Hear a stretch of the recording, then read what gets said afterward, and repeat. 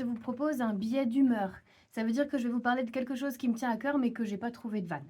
Alors c'est parti. Ma contribution pour cette Saint-Valentin, c'est de vous parler du programme d'éducation à la vie affective, relationnelle et à la sexualité qui entrera en vigueur à la rentrée prochaine. Alors ça concerne tous les élèves, de la maternelle au lycée.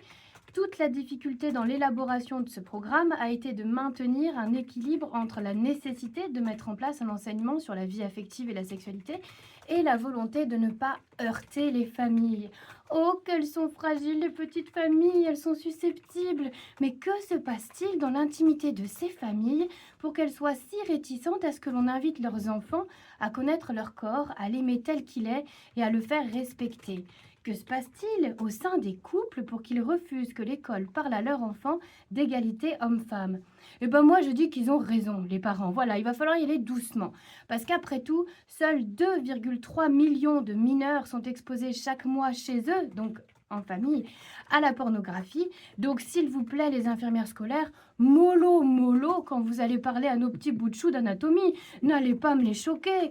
C'est vrai, les pauvres petits, vous imaginez ces enfants bercés par les émissions de télé-réalité, par les influenceuses toutes plus retapées, hyper sexualisées, ces gamins exposés de plus jeune âge aux publicités sexistes et à la pornographie, quand vous allez leur parler d'égalité des sexes, de respect de soi et des autres, par pitié, infirmières scolaires et autres intervenants, mettez-y les formes, choisissez les bons mots.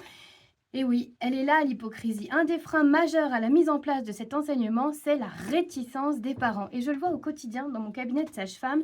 Dernièrement, j'ai dit à une patiente, votre fille a 16 ans, n'hésitez pas de lui dire de venir me voir si elle veut parler contraception ou avoir des infos en sexto. Et la réponse de la maman pourrait paraître lunaire si je l'avais pas déjà eu 15 fois.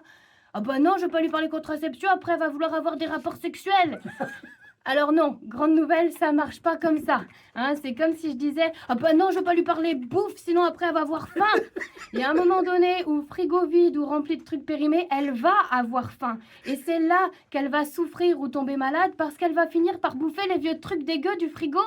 Alors que si je lui dis, écoute, le jour où tu as faim, regarde dans ce frigo, il y a plein de bonnes choses.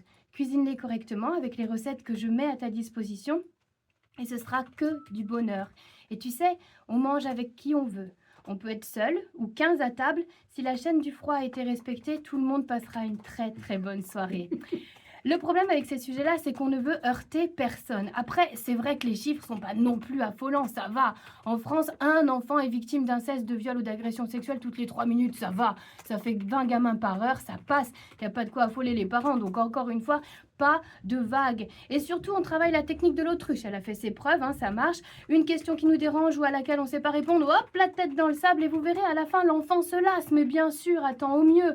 Il restera dans l'ignorance et au pire, il ira se renseigner sur Internet où circule tout et son contraire et surtout des pédophiles. Mais vous aurez la paix.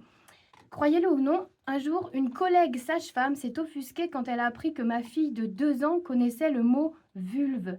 C'est pas un gros mot, hein, j'ai le droit de le dire à la radio. Et bah, grande nouvelle, ma fille connaît aussi le mot ventre, visage, pied, parce que c'est l'anatomie en fait.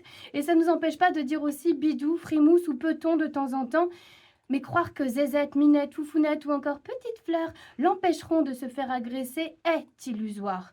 Le mot vulve ne la protégera pas plus, mais au moins il ne crée pas de tabou, de honte, d'interdit ou de sale. Alors attention, il y a aussi des parents qui parlent de tout ça à leurs enfants, mais eux, ils font moins de bruit que les autres. Et surtout, comme ils n'ont souvent pas attendu que l'école s'en charge, leurs enfants, ils en connaissent déjà un rayon, et c'est pas ceux-là qui sont dans l'urgence de bénéficier de cet enseignement. Aujourd'hui encore, je suis émue, avec un Z, c'est le terme juste, quand une jeune fille se présente à mon cabinet et que je constate que sa mère, son père, parfois sa grand-mère ou sa sœur, lui a déjà tout expliqué.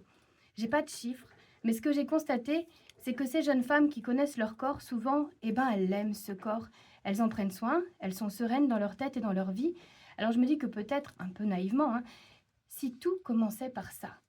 Si on dit parfois qu'il faut connaître son ennemi pour mieux le combattre, moi je pense qu'il est urgent de connaître son corps pour mieux l'aimer. Et bonne Merci Saint-Valentin! Anne.